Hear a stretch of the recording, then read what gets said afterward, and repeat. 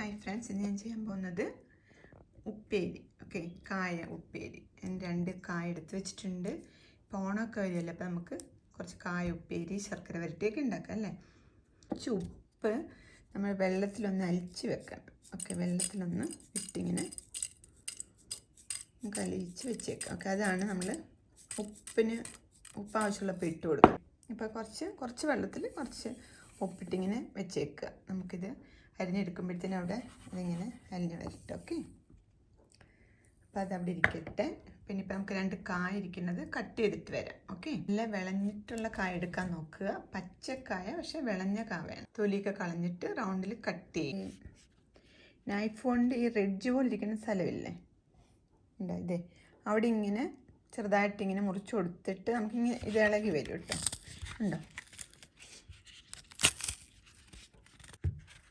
ഉണ്ടോ, നമ്മളിങ്ങനെ ഉണ്ട്. അപ്പോൾ ഈ സ്ഥലത്തൊരു ചെറിയ കട്ട് കൊടുക്കുക. എന്നിട്ട് നമ്മളിങ്ങനെ പിടിക്കുമ്പോൾ ഇങ്ങനെ ഇളകി വരും. അതേപോലെ തൊലി എടുത്ത് കളയാൻ നോക്കുക. ഓക്കെ, തൊലി എടുത്ത് കളഞ്ഞു. ഇനിയിപ്പോൾ നമുക്ക് കട്ട് ചെയ്തെടുക്കാം. റൗണ്ട് കായതേ ഇതേപോലെ ഇങ്ങനെ അരിഞ്ഞ് വെച്ചിരിക്കുക. നമുക്കിനി വറുത്തെടുക്കാം കേട്ടോ. അതോടെ ഉണ്ട് എനിക്കിനി അരിയാം. ഓക്കെ, ഇതേ അപ്പം നമ്മുടെ കായെല്ലാം ഇതേപോലെ അരിഞ്ഞ് വെച്ചിട്ടുണ്ട്. ഇതിട്ട് വറുത്തെടുക്കുക. പിന്നെ ഉപ്പുവെള്ളം ഞാൻ ഓൾറെഡി ഉണ്ടാക്കി വെച്ചിട്ടുണ്ടേ. ഇപ്പം എണ്ണ ചൂടായി വന്നപ്പോൾ കുറച്ച് ഇത് ഇതിനകത്ത് ഇട്ട് കൊടുക്കുക. അപ്പോൾ ഒത്തിരി ഇട്ട് വറക്കണമെന്നില്ല, കുറച്ചായിട്ട് നമുക്ക് ഇട്ട് നോക്കിയത് മതി. അപ്പം നന്നായിട്ട് ഇളക്കി കൊടുത്തുകൊണ്ടിരിക്കുക കേട്ടോ. നന്നായിട്ട് ഇളക്കി വറുത്തെടുക്കുക. ഓക്കെ, എണ്ണ ചൂടായി കഴിഞ്ഞാൽ പിന്നെ മീഡിയം ഫ്ലെയിമിൽ വെച്ചിട്ട് നമുക്ക് പയ്യെ വറുത്തെടുക്കുന്നത് നല്ല കേട്ടോ. വറുക്കാൻ മീൻസ് ഇതിൻ്റെ ഇപ്പം നമ്മൾ ഇടുമ്പോൾ കണ്ടു ഇങ്ങനെ തിളച്ച് വരുന്നത് അത് നിൽക്കും. അത് കുറഞ്ഞ് വരുമ്പോൾ നമുക്ക് കുറച്ച് ഉപ്പിട്ട് കൊടുക്കാം. നമുക്കിതിപ്പോൾ കിണർ ഇങ്ങനെ കുറഞ്ഞു വരുന്നുണ്ടോ, കുറഞ്ഞു ആ സൗണ്ടും കേൾക്കുന്നുണ്ട്. അപ്പോൾ നമുക്ക് കുറച്ച് ഉപ്പിട്ട് കൊടുക്കാം. ഓക്കെ, ഉപ്പിടുമ്പോൾ ടേസ്റ്റൊക്കെ ഇടുക. കഴിയുന്ന പൊട്ടിത്തെറിച്ച് വീടാതെ അപ്പം വറുത്ത് വന്ന് ഉപ്പും വെച്ചിട്ടുണ്ട്. ഇപ്പം നമുക്ക് പയ്യെ എടുക്കാം. ഓക്കെ, മതി. നമുക്ക് കോഴി ആ ഉപ്പിട്ട് കൊടുത്ത അതിൽ നിന്ന് തിളയിൽ നിന്നും എല്ലാം നിന്നും ഉണ്ടാവും കുറഞ്ഞു വരും. ഇപ്പം നമുക്ക് കോരാം. ഓക്കെ,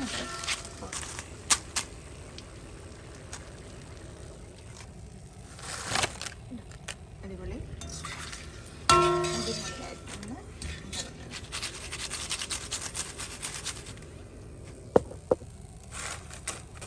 ഇപ്പം അടുത്ത ട്രിപ്പ് ഇടാം. ഇനിയിപ്പോൾ അടുത്തത് ഇടുമ്പം നമുക്ക് ഇതേ ഉള്ളൂ കേട്ടോ നോക്കേണ്ടത്. പിന്നെ ഉപ്പ് കുറച്ച് ഇടണം. ഓക്കെ, അത്രേ ഉള്ളൂ. ഓരോ പ്രാവശ്യം ഇട്ട് കൊടുക്കുമ്പോൾ നമ്മൾ ഉപ്പിൻ്റെ അളവ് കൂടുമല്ലേ, അതുകൊണ്ട് നമ്മൾ നോക്കിയിട്ട് ഉപ്പിട്ട് കൊടുക്കുക. ഓക്കെ, ഇനി നമുക്കിതെല്ലാം വറുത്തെടുക്കാം. വെള്ളം നിന്ന് കഴിയുമ്പം നമുക്ക് ഉപ്പിട്ട് കൊടുക്കാം.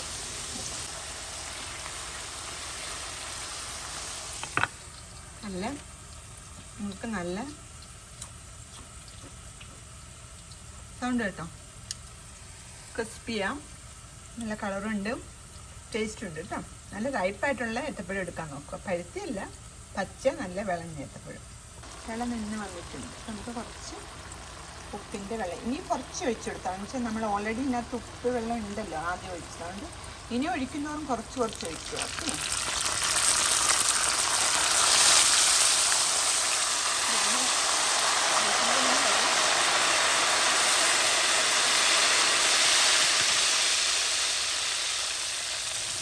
വരും. അതിങ്ങനെ വെള്ളമുള്ള കൊണ്ടാണ് അങ്ങനെ വരുന്നത്. അത് കഴിയുമ്പോഴാണ് നിൽക്കും. ഓക്കെ, അത് കഴിഞ്ഞിട്ട് നമുക്ക് 2 നോക്കുക. പിന്നെ ഞാൻ തിളച്ച് വരുന്നില്ലല്ലോ, ഇതിപ്പോൾ ആയിട്ടുണ്ട്. തിരിച്ച് എടുക്കാം. ഓക്കെ, ഫ്ലെയിമൊക്കെ കുറച്ച് വെച്ചിട്ട് നമുക്ക് ഉപ്പിട്ട് കൊടുത്തിട്ട് അതിങ്ങനെ പൊട്ടിത്തെറിക്കുന്ന പിന്നെ സൗണ്ട് ഉണ്ടാക്കില്ല. അത് കഴിയുമ്പോൾ ഉണ്ടോ ഇത് ആയിട്ടുണ്ട്. ഉണ്ടോ, ഇത് മതി, നമുക്ക് എടുക്കാം കേട്ടോ.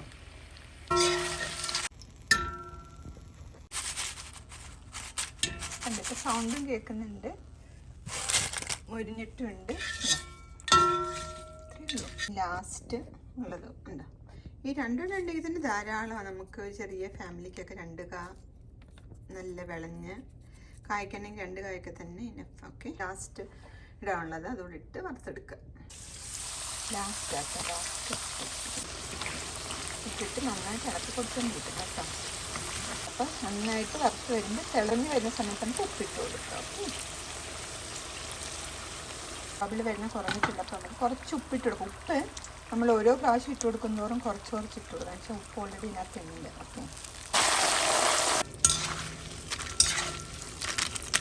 സൗണ്ട് വരുന്നതാണ് നെക്സ്റ്റ് ഇട്ട് വിടും. അത് വറുത്ത് കൊടുക്കുന്നതാക്കി ഒരെടുക്കും. ഓക്കെ, നമ്മളെല്ലാം വറുത്ത് അടിപൊളി കാ വറുത്തത് ഓണത്തിന് കാ വറുത്തതായില്ലേ. ഇത് തണുത്തിട്ട് നമുക്ക് കുപ്പിയിലൊക്കെ ഇട്ട് വെക്കാം. നമുക്ക് നമ്മുടെ കായ വറുത്തത്, കറുമുറ വറുത്തത് എന്ത് ടേസ്റ്റ് അല്ലേ വീട്ടിലുണ്ടാക്കുമ്പോൾ. നല്ല വെളിച്ചെണ്ണയും നല്ല കായും നല്ല വിളഞ്ഞ കായിൽ വേണം വറുക്കാൻ. ഓക്കെ, കായ ഉപ്പേരി ഇപ്പോൾ ഓണത്തിനൊക്കെ എടുക്കാൻ സദ്യക്കൊക്കെ വേണ്ടിയിട്ട് 2 എണ്ണം മതിയുണ്ട്. ഇത്രയും ഉപ്പേരി കിട്ടും നമുക്ക് 2 കാ കൊണ്ട് വറുക്കുമ്പം. ധാരാളമല്ലേ സദ്യക്കൊക്കെ. അതെ, ടേസ്റ്റി ആയിട്ടുള്ള കാ വറുത്ത് നമുക്ക് ഉണ്ടാക്കാം, വീട്ടിലുണ്ടാക്കാം. പണ്ടൊക്കെ ആണെങ്കിലും ഓണത്തിനൊക്കെ എപ്പോഴും വീട്ടിലല്ലേ നമ്മൾ വീട്ടിൽ തന്നെ ഉണ്ടാക്കുന്നതല്ലേ എല്ലാവരും കഴിക്കണം. അപ്പം ആ ഒരു രീതിയിൽ എല്ലാവരും ഓണത്തിനൊക്കെ 2 കാ വീട്ടിൽ വറുക്കാൻ നോക്കുക. ഓക്കെ, ഒരു കുപ്പിയിലാക്കി വെക്കാം അല്ലേ. സത്യം പറഞ്ഞാൽ മഞ്ഞൾപ്പൊടിയും ഒന്നും ഇട്ടിട്ടൊന്നുമില്ല, പക്ഷേ നല്ല കളർ എന്ന് വെച്ചാൽ നല്ല വിളഞ്ഞ കായായിരുന്നു കേട്ടോ. വിളഞ്ഞ കായതുകൊണ്ട് നന്നായിട്ട് വറുത്ത് വന്നിട്ടുണ്ട്. അതുപോലെ തന്നെ എന്താ വിളഞ്ഞ കായത്ത് നന്നായിട്ട് വറുത്തും വന്നു. പിന്നെ നല്ല ടേസ്റ്റുമാണ് ഈ വിളഞ്ഞ കായൽ വറുക്കുമ്പോൾ. ഓക്കെ, പൊട്ടുകായൽ വറുക്കാതെ വിളഞ്ഞ നല്ല കായൽ വറുക്കാൻ നോക്കുക ഉപ്പേരി. അപ്പം എൻ്റെ സദ്യക്കൊക്കെ വേണ്ടിയിട്ട് 2 കാ വറുത്തപ്പോൾ ഉണ്ട്. ഇത്രയും കിട്ടില്ല, ഇത് പോരെ, നമുക്ക് ധാരാളം സദ്യക്കൊക്കെ. ഉപ്പേരി അങ്ങനെ ഒത്തിരി ഒന്നും വെക്കത്തില്ല, 2 ഉപ്പേരി വെക്കാനല്ലേ. അപ്പം അങ്ങനെ നമ്മുടെ അടിപൊളി ഉപ്പേരി റെഡി ആയിട്ട്.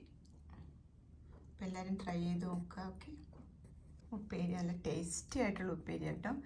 ശരിക്കും പറയാം, നമ്മൾ വീട്ടിലുണ്ടാക്കുമ്പോൾ എന്ത് ടേസ്റ്റ് അല്ലേ. വീട്ടിനൊക്കെ ഇതേപോലെ 2 കായ എടുത്ത് വീട്ടിൽ തന്നെ വറുത്തെടുക്കാൻ നോക്കുക. ഓക്കെ, പണ്ടൊക്കെ എല്ലാവരും അങ്ങനെയല്ലേ ചെയ്യുന്നത്. അതുകൊണ്ട് ഇപ്പോഴും ഞാൻ വീട്ടിൽ തന്നെ 2 കായ എടുത്ത് ഇതേപോലെ വറുത്ത് എടുക്കും ഓണത്തിനൊക്കെ. ഓക്കെ, അപ്പം എല്ലാവരും ഈ റെസിപ്പി ട്രൈ ചെയ്ത് നോക്കുക. ഓക്കെ, അപ്പോൾ ഇനി വേറെ റെസിപ്പി നെക്സ്റ്റ് വീക്കിൽ കാണാം. Thanks for watching. ബൈ.